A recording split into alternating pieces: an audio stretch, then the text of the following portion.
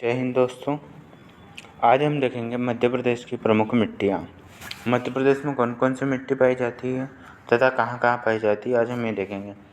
पहले तो मुख्यतः मध्य प्रदेश में 5 प्रकार की मिट्टी पाई जाती है। पहली काली मिट्टी, लाल मिट्टी, मिश्रित मिट्टी, जलोढ़ मिट्टी तथा लेटेराइट मिट्टी। जो काली मिट्टी है उसकी भी 3 वैरायटी पाई जाती है हमारे मध्य प्रदेश में। पहली है काली मिट्टी की गहरी काली मिट्टी, साधारण काली मिट्टी तथा छिछली काली मिट्टी।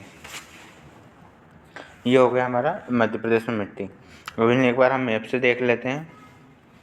जो हमारा मध्य भारत का पठार है, जो हमने जब पठार पढ़ा था तब भी देखी थी मिट्टी, एक बार और देख लेते हैं। जो हमारा मध्य भारत का पठार है उसमें जलोढ़ या कछारी मिट्टी पाई जाती है। हमारा मालवा का पठार, नर्मदा नदी घाटी तथा सतपुड़ा के कुछ भागों में, पश्चिमी भागों में काली मिट्टी पाई जाती है, जिसमें से मुख्यतः गहरी काली मिट्टी जो है सतपुड़ा के मालवा के पठार में, नर्मदा घाटी के किनारे साधारण काली तथा निमाड़ के क्षेत्र में छिछली मिट्टी पाई जाती है। बुंदेलखंड तथा रीवा पन्ना पठार के कुछ भागों में मिश्रित मिट्टी पाई जाती है। जो हमारा बघेलखंड का पठार है और रीवा पन्ना का थोड़ा सा पूर्वी भाग है उसमें हमारी लाल पीली मिट्टी तथा बघेलखंड के पठार के पास ही लेटेराइट मिट्टी पाई जाती है। जो कि अब इसके बाद में हम एक एक मिट्टी को डिटेल से देख लेते हैं। पहली हमारी काली मिट्टी, इसका निर्माण बेसाल्ट चट्टानों के अपरदन से हुआ है। हमने जब चट्टानें पढ़ी थी तब देखी थी। जो बेसाल्ट चट्टानें कहाँ मालवा के क्षेत्र में पाई जाती है, दक्कन का पठार वगैरह, ये नीचे कर्नाटक वाला एरिया भी आ जाएगा इसमें। तो मुख्यतः जो काली मिट्टी है बेसाल्ट चट्टानों से पाई जाती है। इसको अन्य नाम रेगुर मिट्टी, कपासी मिट्टी तथा चेरनोजम मिट्टी भी कहते हैं। अब इनमें क्या ज़्यादा ट्रिक बनने की संभावना नहीं है, तो इसे ऐसे ही याद करना पड़ेगा। क्षेत्रफल, ये सर्वाधिक क्षेत्रफल पर पाई जाती है। जैसे हम देख सकते हैं ये लगभग आधा मध्य प्रदेश, पश्चिमी पूरा मध्य प्रदेश हो गया, लगभग 47% भाग पर पाई जाती है ये। उसके बाद में हम देखेंगे इसमें कौन कौन सी फसल हो सकती है। कपास, सोयाबीन और मूंगफली हो सकती है। विस्तार मालवा के पठार और निमाड़ के क्षेत्र में हम देख चुके हैं। जो काली मिट्टी होती है स्वयं जोत वाली मृदा कहते होती है, क्योंकि ये सेल्फ प्लफिंग होती है। इसमें मतलब मात्रा अधिक होती है उर्वरता की, इसमें मतलब फसलें अच्छी होती हैं। जो काली मिट्टी है का काला रंग टिटेनिफेरस मैग्नेटाइट के कारण होता है। काली मिट्टी में लोहे और चूने की प्रचुर मात्रा पाई जाती है। जो साधारण काली मिट्टी है निमाड़ क्षेत्र तथा उत्तरी मालवा में पाई जाती है। गहरी काली मिट्टी मालवा के क्षेत्र में तथा छिछली काली सतपुड़ा के क्षेत्र में पाई जाती है। यहाँ पर मृदाओं के अन्य नाम दिए हुए हैं, वो भी देख लेते हैं। काली मृदा को रेगुर मृदा, कपासी मृदा तथा चेरनोजम मृदा कहते हैं। ये तो हो जाएगा का से काली और का से कपासी, रेगुर और चेरनोजम। लाल मिट्टी को चलका या डोरस, जब कोई किसी को गुस्सा होता है तो वो कैसा हो जाता है, लाल हो जाता है। तो हम वो क्या बोलता है सभी को, चल चल निकल जा। तो फिर हम या फिर वो ऐसा बोलते हैं चल दौड़ के निकल जा। दौड़ को हम कर लेंगे डोर, तो दौड़ के निकल जा। जो जलोढ़ मिट्टी है उसे ही हम दोमट मिट्टी भी कहते हैं, तथा जो लेटेराइट मृदा है उसे हम लाल भूरी या सफ़ेद मृदा भी कहते हैं। अब हम देखते हैं लाल पीली मिट्टी। यह ग्रेनाइट एवं नीस के चट्टानों से के अपरदन से इसका निर्माण होता है। हमने देखा था मुख्यतः बघेलखंड के पठार में पाई जाती है, पूर्वी बघेलखंड में। इसको हम चलका या डोरसा भी हमने इसका अन्य नाम देखा। यह 33% भाग पर पाई जाती है।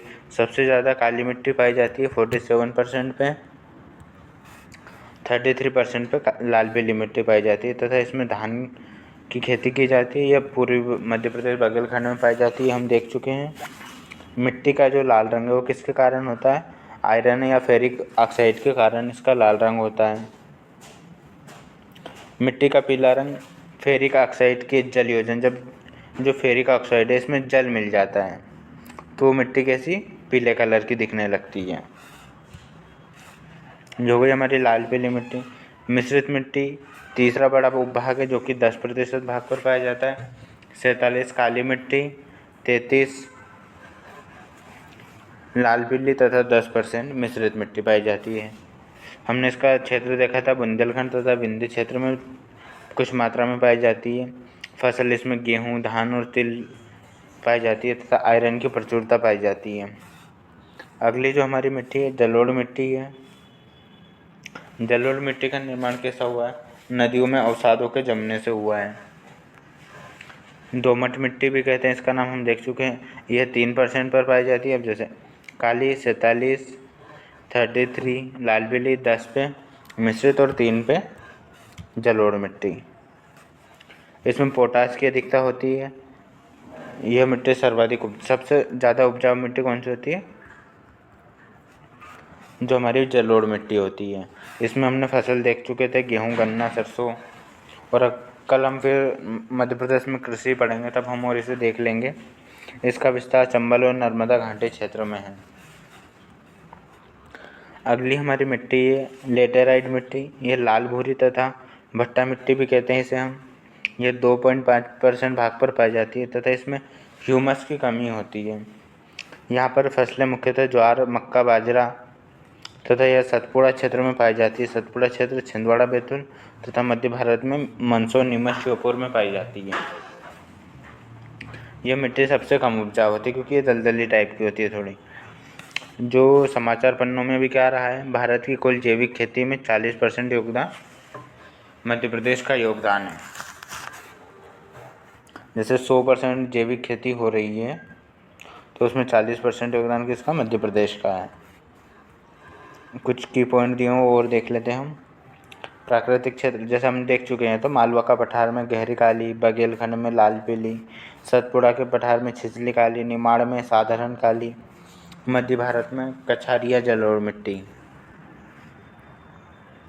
इनका रंग देखा था हमने, काली मिट्टी जो है उसका रंग टिटेनीफेरस मैग्नेटाइट के कारण होता है काला रंग, लाल का फेरिक ऑक्साइड का, और जो लेटेराइट है उसका भूरा या काला रंग केओलिन के कारण होता है।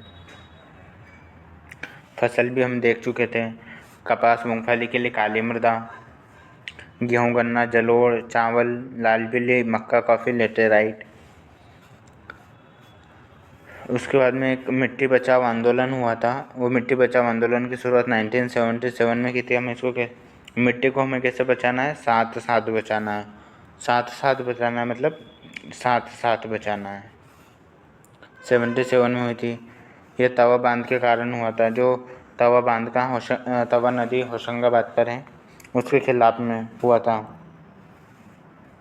अवनालिका अपर्दन ये क्या होता है पहले तो हम देख लेते हैं। जैसे बारिश, ये नदी बह रही है, कोई सी बोरी, यहाँ पे कुछ ज़मीन वगैरह, तो जो नदी है उसका जो थोड़े थोड़े काटती रहेगी और यहाँ पे क्या एक खड्डे जैसा या दरार व घाटी वगैरह निर्माण कर लेगी, तो उसे हम अवनालिका अपर्दन कहते हैं।